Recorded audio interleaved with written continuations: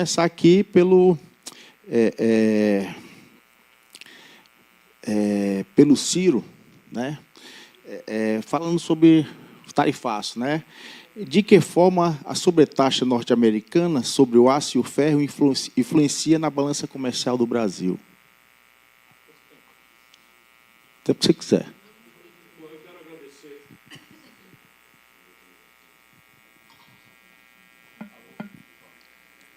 Alô.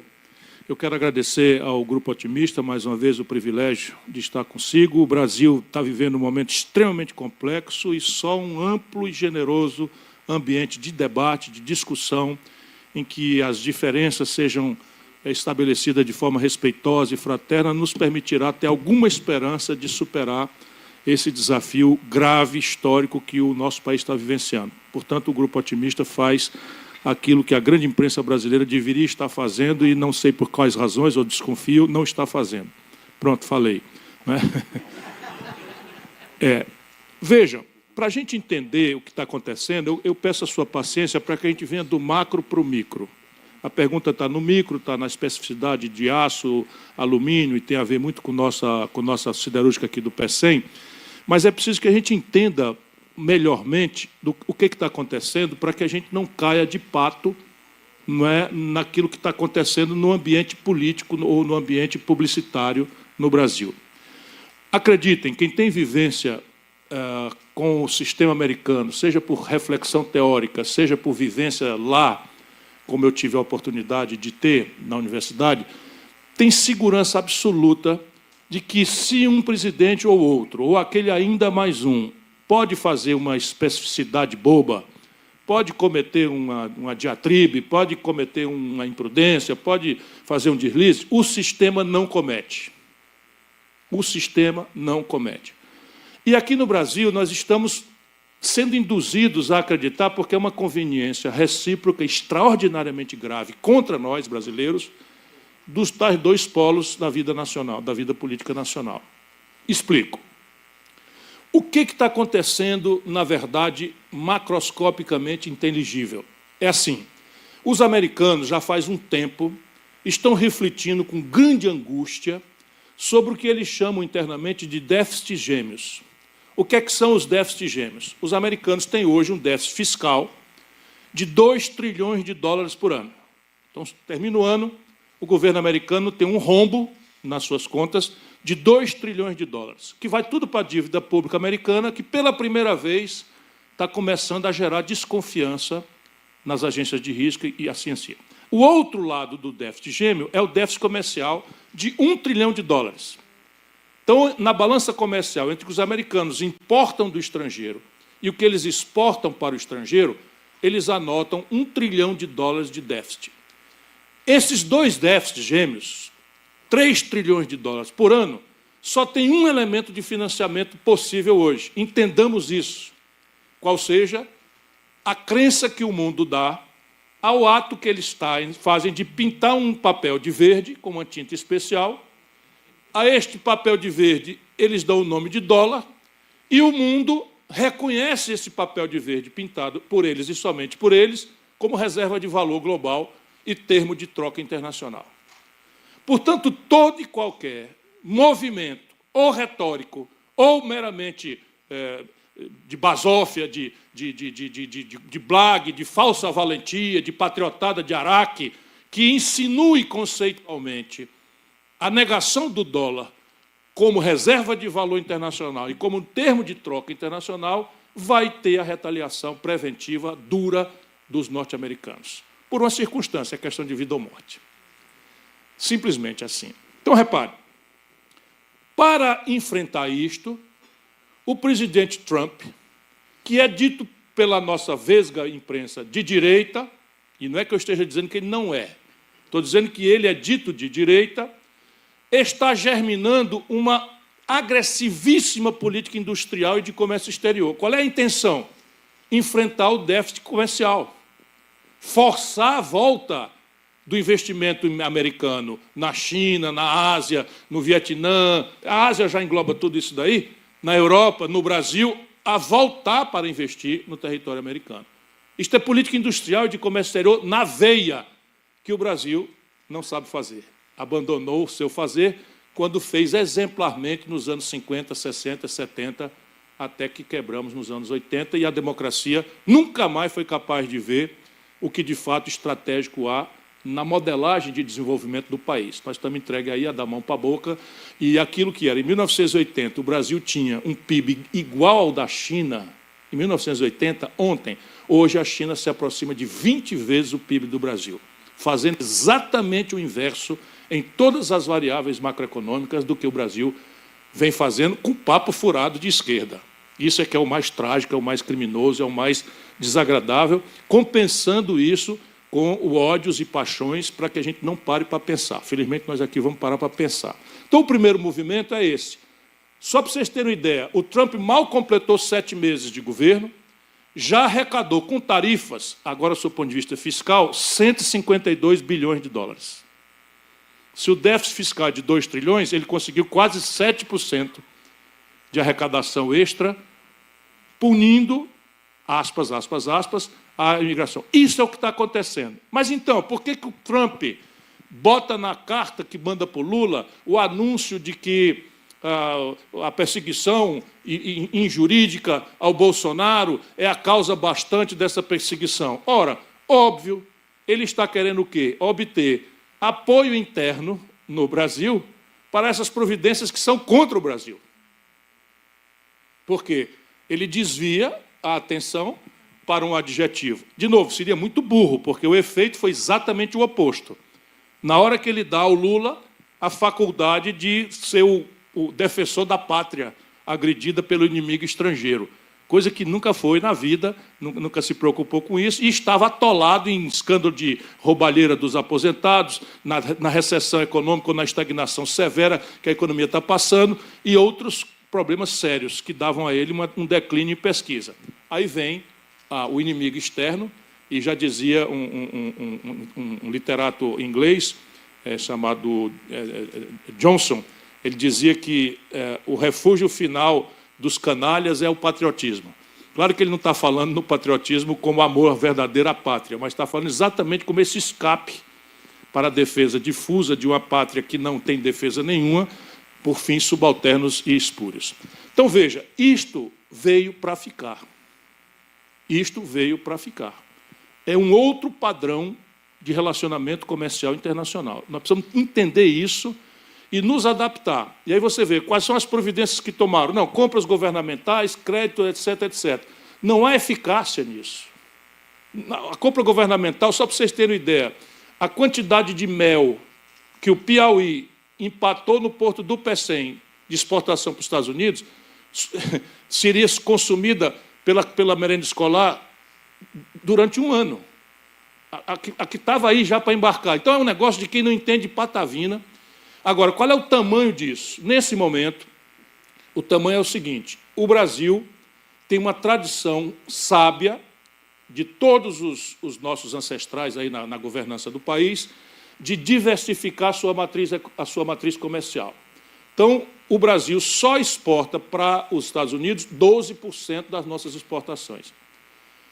O governo, por impulso ideológico, está quebrando esta prudente diversificação e concentrando na China, que já é o primeiro, e está crescendo com perigosa concentração no mercado chinês. Mas, por enquanto, o que nós temos que entender que vai impactar o Brasil são 12% das exportações. Eu fiz um ensaio de quanto esses 12%, se fosse totalmente zerado, que não vai acontecer, qual é o impacto disso no PIB brasileiro? Seriam 2% do PIB. Então, vocês vejam que a capacidade de fazer mal estrategicamente ao Brasil está relativizada nesses grandes números que eu tenho checado e rechecado, são os números com que a gente deveria pensar na relação com os americanos. Mas o efeito desejado e não confessado pelo Trump está acontecendo. Por exemplo, a Taurus, uma tradicional fábrica de armamentos brasileiras, cujo maior comprador são os governos do Brasil, polícias e exército, etc., etc., anunciou já um fechamento de uma unidade no Brasil e a abertura de uma fábrica com 500 milhões de dólares de investimento lá.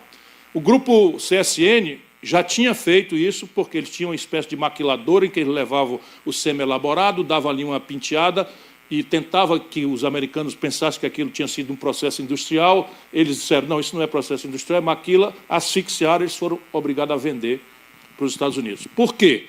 Porque a busca aqui não é só de repatriar empregos, que eles não estão propriamente preocupados com isso. A busca aqui é econômico-financeira, é saciar o déficit comercial de $1 trilhão. Então, quando a Apple produz um iPhone no Vietnã, esse iPhone chega para ser vendido na loja da Apple na Quinta Avenida, entra na contabilidade americana como importação. Então, eles vão forçar a mão para a Apple. Então, e qual é a distinção aí? Que é a grande contradição, que o Brasil está tonto e não percebe que esse é o grande jogo. A distinção é que a China ganha competitividade em relação ao produto médio americano por 2 fatores. Um fator, quanto maior a intensividade de mão de obra, é o custo de mão de obra mais barato em relação ao mercado americano. Mas o outro é a escala, porque o capitalismo sabe que o maior inimigo dele próprio, o maior câncer do capitalismo é o truste, é o oligopólio, é o cartel. Então, porque a presunção da otimização capitalista é a livre concorrência, que garante a eficiência, a produtividade máxima e garante ao consumidor o árbitro, né, soberano do melhor produto ou serviço ao menor preço. Pois bem, os chineses descobriram, via Partido Comunista, um outro fator de debacle do capitalismo solto, do capitalismo dito liberal, como os americanos professam, e o Brasil entra de pato nessa história. É a escala. Então, repare, hoje, a produção de aço da China, entrando agora para a resposta específica, é de tal ordem escalar, é de tal ordem volumosa, que se os americanos impuserem 100% de tarifa, a chapa de aço ainda chega, chinesa, no mercado americano, mais barata do que o custo de produção deles. Imagine o Brasil. Hoje, 25% do mercado de aços no Brasil já é perfurado pelo mercado chinês. Aço plano, produzido com minério de ferro produzido nos interiores do Brasil, atravessa o planeta via Canal do Panamá, volta o aço plano pelo Canal do Panamá e estão destruindo a Gerdau, vai fechar no Rio Grande do Sul. Olhe lá se não vai fechar nossa pequena unidade aqui também.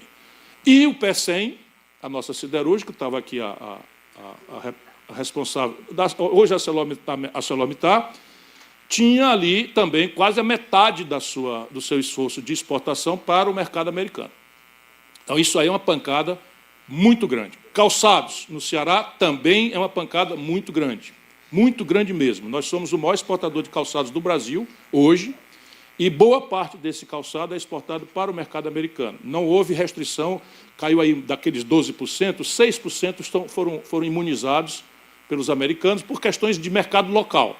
Então, o suco de laranja no McDonald's ficou muito mais caro, então eles recuaram para o suco de laranja e tal, mas nesses outros produtos que eles não recuaram, a questão é absolutamente dramática. Como é que se resolve isso? Certamente não é com a retórica, não é, pseudo-valente, pseudo-patriota que nós estamos assistindo, porque é um desastre. Isso é um problema sério para o Brasil, muda o nosso patamar de integração regional com os americanos, etc., muda o nosso patamar porque há possibilidade de cadeias produtivas se desfazerem, porque uma parte disso é na Europa, mas passa pelo Brasil para compor e vai chegar para lá. Então, isso é um desfazimento de cadeias produtivas. Ainda estamos estudando que tipo de nó dessas cadeias produtivas globalizadas nós vamos sofrer as consequências aqui. Mas, assim, de um lado da polarização, a comemoração do ataque ao Brasil para fins de partidarismo e eleitoralismo de uma família, enfim, que francamente eu não quero aviltar aqui o meu depoimento, mas assim é de uma burrice, além do mais, que é uma coisa trágica, né, trágica. E do outro lado, ao invés de uma reflexão estratégica sobre o assunto, é indisfaçável que o governo brasileiro está comemorando esta agressão que o Brasil está sofrendo para criar uma retórica, não é, do defensor da pátria contra o inimigo externo. Por aí, o programa vai se agravar muito mais ainda.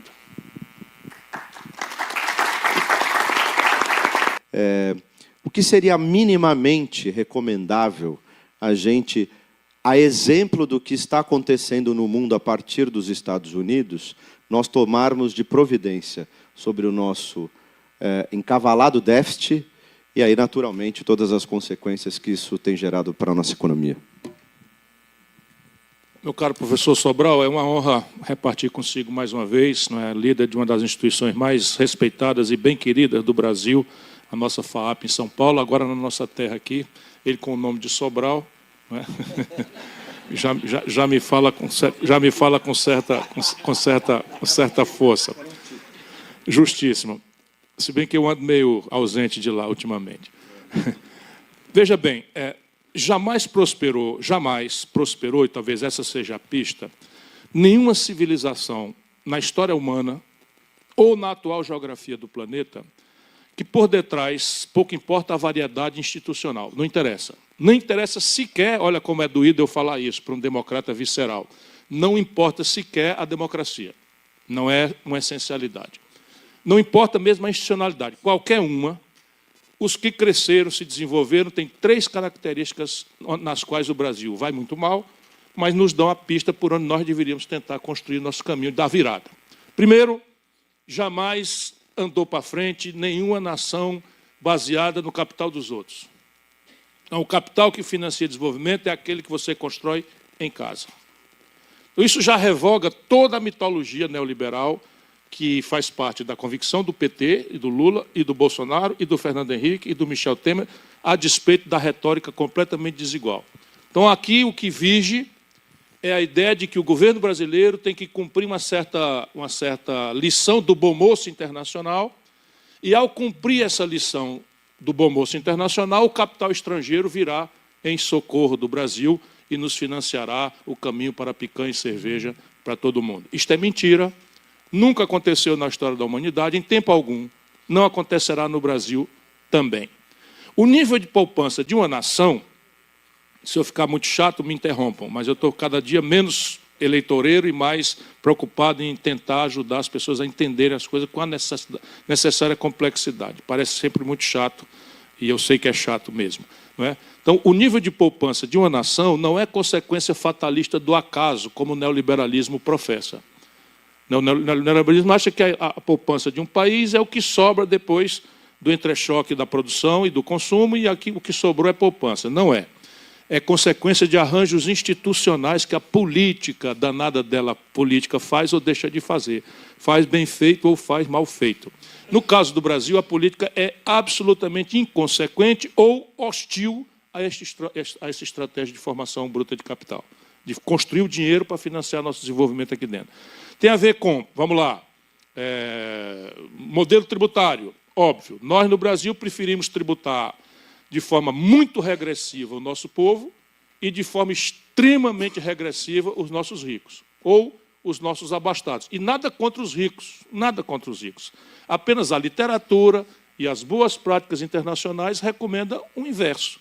Você fazer um sistema tributário progressivo que tribute menos os mais pobres e mais as pessoas melhor quinhoadas.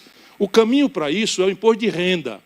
Nós agora anunciamos uma reforma tributária. Aqui tem empresário demais, se preparem para vocês verem a confusão que vai começar agora em 2026. Fizeram uma reforma tributária que não é tributária, é uma reforma do consumo. Não por acaso, esse é o tributo mais regressivo de todos os tributos possíveis de serem cobrados. E o Brasil vai nascer em 2026 com a maior tributação de consumo do mundo, com uma peculiaridade brasileira, contabilidade dupla. Todo empresariado vai ter que fazer a contabilidade no velho modelo e outra contabilidade autônoma no novo modelo e fazer o processo de compensação de um com o outro, que é uma graduação e tal. Só quem vai ganhar muito com isso somos nós, advogados tributaristas. Nós vamos encher o bolso de dinheiro, porque o que vai dar de rolo, de confusão, de judicialização, o mundo fazer. Mas, enfim, e a tributação da renda, do patrimônio, não foi feita. Para não passar muito aqui do limite, vão aqui. São Paulo, uma cidade, a sua cidade, paga por mês de IPTU, que é uma tributação direta sobre patrimônio, portanto é progressiva. São Paulo paga por mês de IPTU o que o Brasil rural inteiro paga de de imposto territorial rural por ano. O país do agronegócio, dos latifúndios do centro-oeste, não sei o que e tal, paga por ano de imposto territorial rural o que São Paulo paga de IPTU por mês. Isso é prático, isso não é. Então, eis aqui o primeiro movimento. O segundo movimento é na Previdência Social. Eu estudei, junto com a minha equipe, 63... Estou sendo chato demais, não? 63 estados nacionais, 63 países nós estudamos para ver como achar soluções para o problema previdenciário brasileiro, com a dupla tarefa de construir poupança, que é a mais relevante e grave de todas, mas também de ser justa e sustentável. Pois bem, nós achamos 3 países do mundo que mantêm o sistema de repartição: Brasil, Venezuela e Argentina. Olha a companhia onde nós estamos. Os outros 60 países têm regime de capitalização. E essa é a maior ferramenta de formação de poupança. Por quê? Porque o regime de repartição se senta em 2 pernas da antiguidade, que a modernidade fizeram sumir da vida Primeiro, demografia jovem. Então, quando o Brasil montou sua estrutura de INSS, não sei o que e tal, nós tínhamos 8 pessoas trabalhando com carteira assinada para pagar o aposento de um cidadão que só vivia até os 60 e poucos anos, 63 anos. Hoje nós temos, pela informalidade, não sei o que e tal, 1,6 trabalhador ocupado, menos de 2, para cada aposentado com expectativa de vida de 73 anos. Essa conta ela não fecha. E ele é um contrato, assim, primeiro é a demografia jovem. O segundo elemento é um alto nível de formalidade do mercado de trabalho. No Brasil, nós temos hoje o governo Lula propagandeando que nós estamos a pleno emprego, com o IBGE dizendo que o desemprego desceu de 6%, mas eu posso provar que 39% dos brasileiros não têm carteira assinada. Ou seja, um cidadão que está arrastando uma carrocinha para catar papel no meio da rua, na conta do IBGE está empregado. Pelas contas do Lula e do... Quem está no Bolsa Família está empregado. São 39,4% da população brasileira estão na mais aberta informalidade. Significa o quê?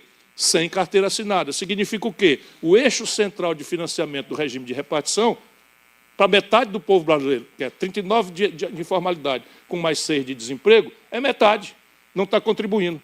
E por alguma porta, auxílio coisa, e essa porta destampou mesmo, foi agora. Chama-se, como é que chama, Roberto? BPC. Sabe quanto nós estamos aplicando no BPC, que é uma porta de Seguridade Social? 120 bilhões de reais por ano. Então, nós estamos virando um país de estipendiados pelo Estado. Ou Bolsa Família, ou BPC e tal, mas trabalhar que é bom mesmo, o governo se gaba que tem e tal. Temos o pior salário mínimo das Américas, só ganhamos da Venezuela. Pior salário mínimo das Américas, e o problema é a produtividade que está estagnada há 10 anos no Brasil. Então, aqui está o outro caminho. Depois tem mercado de capitais. Um país em que uma fraude nas lojas americanas de 43 bilhões de reais, ninguém foi punido. E entre os aplicadores lá tinha fundos de pensão americanos. Nunca mais essa gente põe os pés no Brasil. Nunca mais. Isso é a regra. 43 bilhões de reais, uma bobagemzinha. Então, Jorge Paulo Lema, né, eu digo o nome porque é preciso que a gente diga, Jorge Paulo Lema, Sicupira e Teles. Os 3 gaiatos, uma fraude de 43 bilhões de reais. Ninguém foi punido.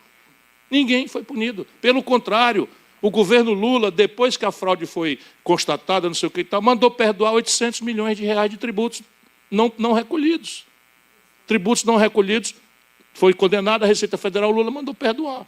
Então, assim, aqui está o rumo da poupança. A outra premissa do desenvolvimento é uma coordenação estratégica inteligente, nada de ideológica, nada de emocional, nada de, sabe, epidérmica, superficial, picareta, intelectualmente falando e tal, nada. É uma coordenação consistente entre governos poderosos, estados nacionais fortes, iniciativa privada forte e o universo acadêmico convergente para dar as respostas tecnológicas que a demanda desenvolvimentista pede. A China só explodiu de desenvolvimento quando fundou uma burguesia privada. Os americanos, que a turma dele é liberal, não sei o que e tal, tudo, o celular, o internet, não sei o que, tudo isso aí foi inversão estatal americana, a pretexto de defesa, numa estatal gigantesca chamada DARPA, que depois de dominar as coisas, faz a extensão para as universidades, para as empresas privadas, e cada celularzinho nosso aí paga um royalty para o exército americano. Cada um de nós aí com GPS, tudo isso aí foi invenção deles, e a gente paga royalty para eles no mundo inteiro, mas feita pela associação. Então, tanto faz o americano, que fala em liberalismo, a China, que mantém o Partido Comunista, na prática é assim. Está lá o governo poderoso, está lá a iniciativa privada poderosa e está lá a universidade respondendo objetivamente à demanda tecnológica. E terceiro, tem a ver consigo, comigo, com o Roberto, investimento em gente. O Brasil tem metade da escolarização da Argentina, meus irmãos. Metade da escolarização. Isso é um número físico. Quando a gente se debruça para olhar a qualidade da pedagogia que se dá ao estudante brasileiro, dá vontade de chorar. Sabe, um decoreba que prepara um profissional neoclássico dos anos 80, do século XIX, na França, para um tempo de inteligência artificial. É um desastre. E isso não tem saída pela iniciativa privada. O Fernando Henrique, por exemplo, afrouxou o negócio de universidade privada, não sei o que e tal, o Lula criou o tal FIES, não sei o que e tal, a qualidade do ensino só foi lá para o fundo do poço. Claro que tem exceções, a gente sabe que tem exceções, mas, por média, o ensino brasileiro é um desastre completo, criminoso. E, assim, não faz estatal, mas o Lula passou 100 bilhões de reais para corporações privadas de ensino superior, via FIES, que ficaram podres de rico, tipo Valfrido Maris Guia, lá vai outro nome, não é? E ela não gosta, não. Tipo Valfrido Maris Guia, e não conseguiram pagar, a meninada não conseguiu pagar. O resultado está tudo inadimplente, começando a vida, devendo R$1 milhão para começar a vida. E tome a autorizar curso de medicina, a maior esculhambação que eu já vi, no Ceará tem curso de medicina num lugar que não tem um ambulatório, que se uma unha encravada complicar, não dá para ficar lá. Tem uma faculdade de medicina lá. Hein? Autorizaram 25 cursos de medicina, com um mercado secundário de vaga, corre a mão miúda aí, a história que corre dinheiro e tal, e agora vão inventar um negócio para desqualificar os cursos que eles fizeram. Porém, no caminho, já estão os meninos estudando a 10, 12 mil reais de mensalidade, vou dizer aqui, o pleonasmo, mensalidade por mês, para o empresário botando no bolso, e daqui a pouco vão ficar tudo endividado. E as faculdades vão fechar, porque não se sustenta. Isso é o Brasil de hoje.